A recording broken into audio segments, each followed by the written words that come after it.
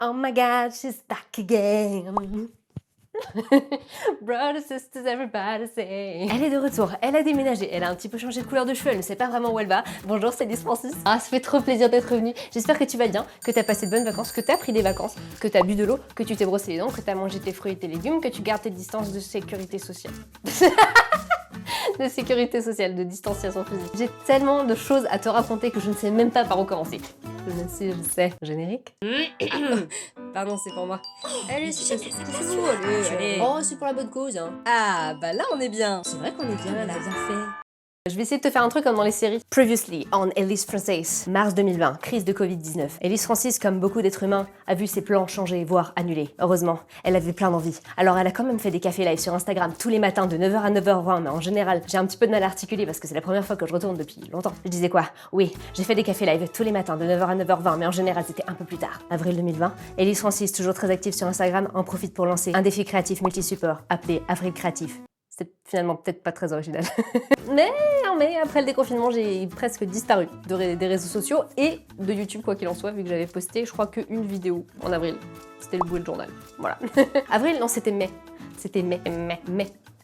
Mais, t'as compris, c'était mai. Alors, ça va bien que je te raconte la suite. À la fin du confinement et surtout à la fin des 100 km, je me suis barrée dans le sud de la France pour rejoindre mon copain. Parce que si tu avais suivi, on était à la recherche d'un logement et être sur place pour visiter, c'est quand même mieux. Donc on s'est retrouvés et on a fait un tour dans le Tarn-et-Garonne, le Lot et le Lot-et-Garonne et c'était trop cool. Et on a fini par trouver un logement, ce qui est plutôt cool. De la même manière que j'ai pas dit en Ile-de-France où j'étais exactement, là je vais pas non plus te dire exactement où je suis, mais je suis désormais tarnaise et putain qu'est-ce que la région est belle. Et donc ça c'était en juin et après on est remonté faire les cartons et le déménagement et ensuite on est redescendu ici mi-juillet et maintenant je suis ici dans le Tarn depuis la mi-juillet.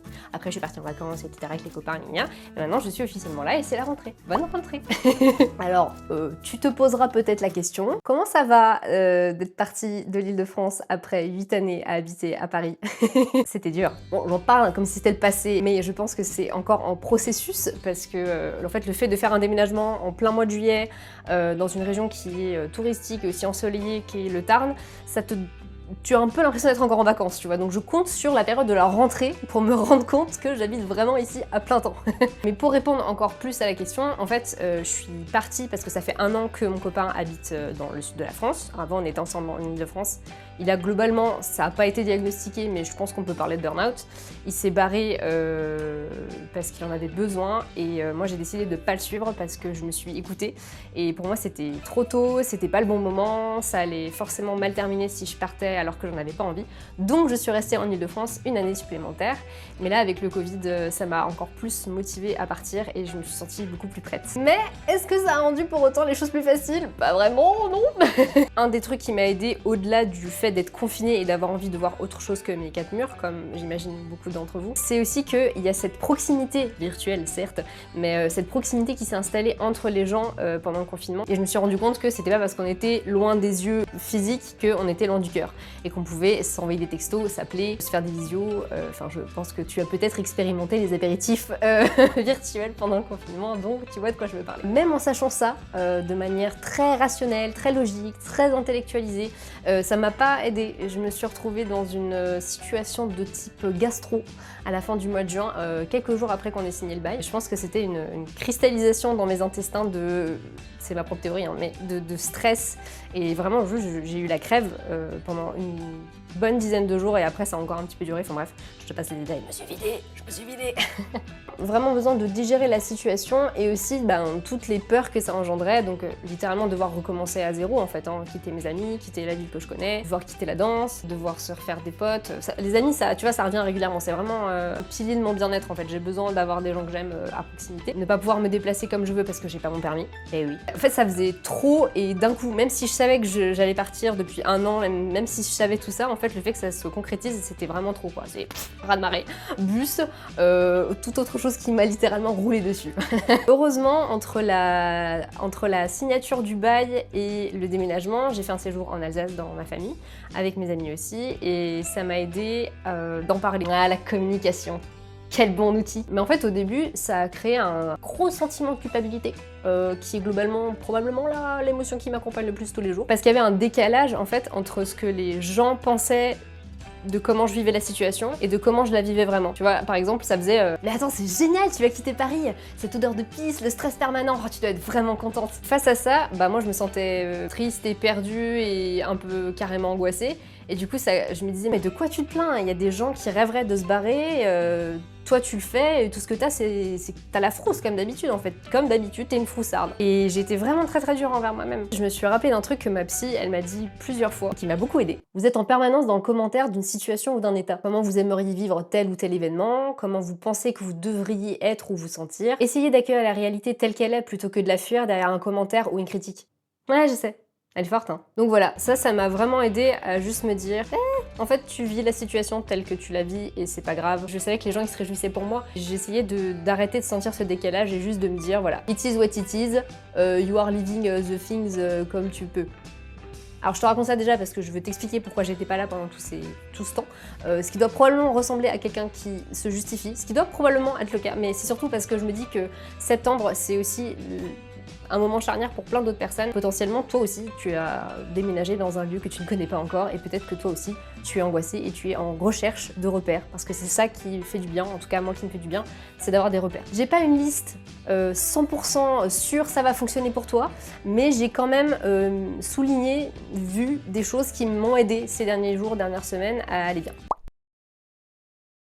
Quand j'ai sorti mes meubles et ma déco, ça m'a vraiment aidé à me sentir chez moi. Et je me suis rappelé aussi que je repartais pas de complètement zéro. Cette phrase n'est pas du tout française. Je me suis rendu compte que, tu sais, quand tu changes d'endroit, t'es là, putain, je recommence tout à zéro. En fait, non, t'as déjà tes objets, t'as déjà ta déco, t'as aussi les histoires et les souvenirs qui sont rattachés aux objets. Ils sont rattachés à toi, donc dès que tu les sors, dès que tu les mets en place, dès que tu mets tes livres dans ta bibliothèque, et ben ça te permet de te sentir déjà bien. Donc approprie-toi ton chez-toi. Et oui, parce que au-delà de ces objets matériels, où que tu ailles, tu t'accompagnes toujours. Et si tu t'aimes, ce que je te souhaite profondément, c'est avoir déjà un repère stable, c'est toi-même. Oh, c'est beau.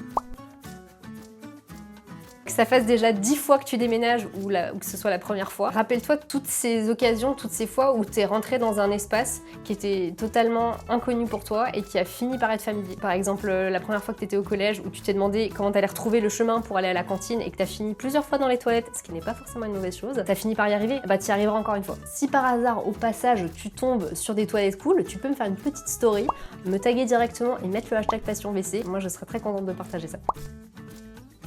Si comme moi, ton changement de vie a engendré le fait de quitter tes amis, eh bien organise-toi des rendez-vous avec eux, téléphoniques, visio. Ou bien tu peux organiser aussi des retrouvailles, tu vois, tu peux te dire ok bah en fait dans 2 mois je sais que je vais dans telle ville retrouver mes potes ou eux ils viennent me voir. Ça peut être aussi des jalons comme ça qui peuvent te donner du courage au début. Et puis tout au long aussi, du temps. J'adore écrire des lettres! Une fois par mois ou 2 fois selon la quantité de lettres qu'on m'écrit. J'essaie d'y répondre et ça me fait trop du bien. Tu vois, je mets le paquet, hein, je mets les scotch, je mets le scotch, je mets le whisky, je mets le masking tape, j'écris sur du beau papier, je fais un petit cachet de cire derrière. C'est mon moment d'écriture, quoi. En plus, franchement, ça fait vraiment plaisir de recevoir du courrier. Toujours plus sympa que des factures.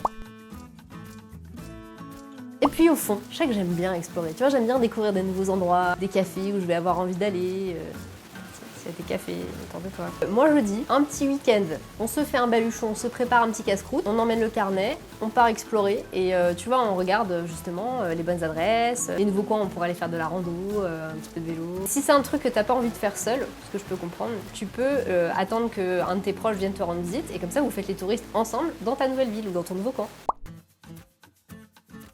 Dernier conseil, je pense que tu as compris que je fais cette liste autant pour toi que pour moi. Laisse le temps au temps. Il n'y a que ça aussi qui aide. Ça va venir, ça va aller, on va prendre nos repères. Donc ça, c'est pour la partie update. Voilà. Mais je vais pas faire une vidéo de rentrée sans te donner un petit peu de visibilité sur ce que je vais faire dans ces prochains mois. Et là, c'est à la fois ultra flippant et ultra excitant. J'en sais rien. Allez, salut. C'est vrai, en vrai, je sais pas. Je vais tourner ce mois-ci un Francis Exploratrice. Trop contente.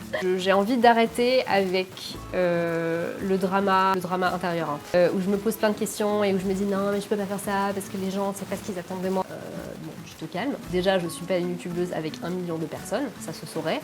Bonjour la pression. Et aussi, je pense que, enfin peut-être je me trompe, tu me diras, mais je crois que tu n'attends rien particulièrement de moi. Je crois que s'il y a vraiment un truc que je peux dire par rapport à cette communauté qu'on a là sur YouTube et sur Instagram, c'est qu'au final, on est juste bien ensemble, peu importe, vraiment. Je crois que c'est une assez grande liberté que vous me donnez sur Instagram, ici, dans les commentaires. J'ai l'impression que tant que vous savez que ça va, vous, ça va. C'est un peu, tu sais, comme quand tu rentres d'une soirée et que tu dis à ta pote je t'envoie un message quand je rentre, juste que tu saches que je suis bien rentrée. J'ai un peu l'impression qu'on est ce genre de personnes entre nous. Peut-être, je crois que c'est ça. Si je me suis mise un objectif pour cette rentrée, c'est d'aller au bout des choses. Je suis quelqu'un qui a beaucoup d'idées et qui commence beaucoup de trucs et qui ne les termine pas. Ou alors qui les termine dans son coin et qui ne les montre pas. Bah, ce serait pas grave, en vrai, on a le droit de pas montrer des trucs. Mais dans la mesure où j'aimerais vivre de cette activité, il faut quand même montrer les choses au bout d'un moment. Hein, parce que sinon, tristement, quand tu travailles sur internet, ça n'existe pas si tu ne les montres pas. Du coup, si toi aussi tu as tendance à plus y penser et à t'épuiser de penser à des trucs plutôt que de faire les choses, peut-être tu peux avoir le même objectif que moi, et on peut se dire que le but c'est de finir les projets. Bah, même les tout petits, ça peut être bien. Baby steps. Dernière chose, car oui, nous sommes début septembre et que je pense peut-être que tu te demandes qu'est-ce que le bullet journal? Est-ce qu'on en fait? Tu n'en feras pas? J'ai pas beaucoup bouletté cet été. Alors si, pour écrire beaucoup, mais pas bullet journal comme t'as l'habitude que je te montre. J'ai re-regardé mon tout premier, si t'as regardé les vidéos bullet journal de 2018. C'était un bullet journal plus petit, alors pour le coup le format était un peu trop petit pour moi, mais les pages étaient blanches. J'aimais trop ce que ça donne, quand j'ai re-regardé les pages, j'étais là putain mais c'est génial. J'hésite, soit je commence mon Leuchtturm que j'avais acheté en prévision de continuer, que je fais normalement, soit peut-être je vais en faire un. Si jamais je devais faire mon carnet, je te ferai une vidéo, bien sûr. Bien sûr que je te ferai une vidéo. Que retenir de cette vidéo? Ça va. J'espère que mon partage d'expérience t'a fait te sentir moins seule, ou peut-être que ça t'a ring a bell.